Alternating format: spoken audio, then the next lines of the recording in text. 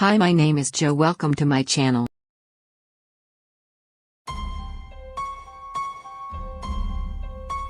When I saw him for the first time, he caught my attention at first sight. Ethan. He had a handsome face and was always surrounded by women. The reason I approached him actually was that I wanted to be as popular as he was with the women. Yes, it was me, no one else, who approached him.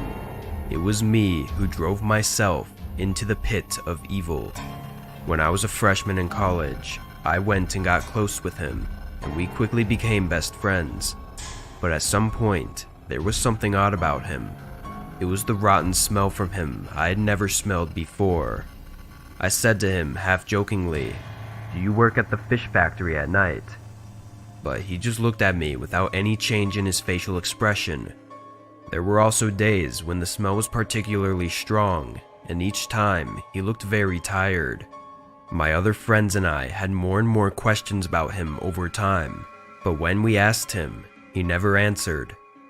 What's even creepier was that when I shook hands with him or even touched him, the smell lingered on my body for several days. I couldn't stand it, so I asked him what on earth was causing the smell.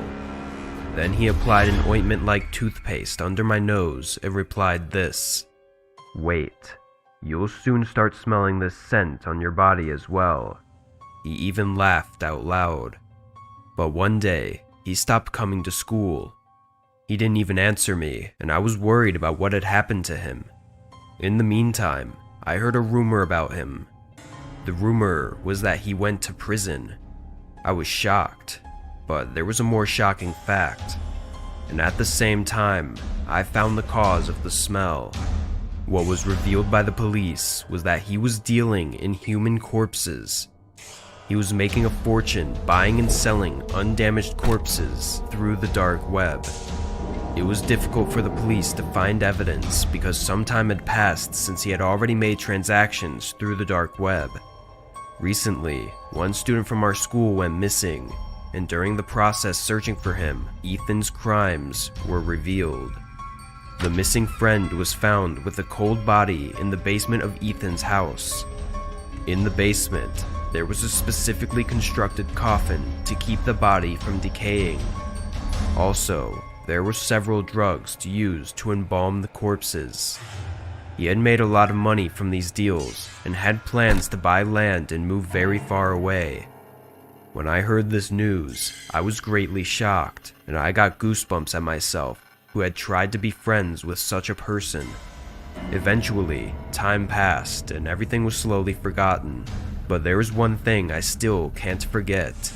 It was something Ethan had said to me before. One day, he suddenly invited me to go swimming with him at his house.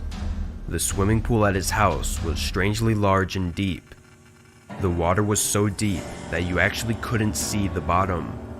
I didn't go into the water because I was scared. He teased me for being a coward and tried to push me into the water, but I stepped away and didn't go in.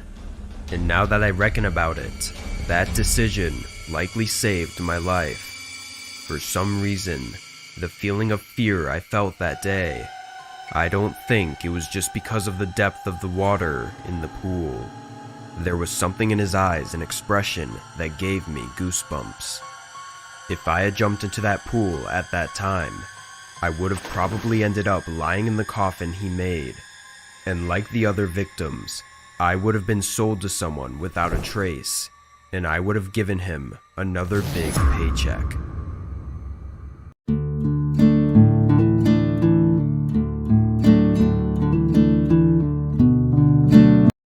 Thanks for watching. Subscribe to the channel to get our latest exclusive videos. Plus, hit the bell so you don't miss a single one.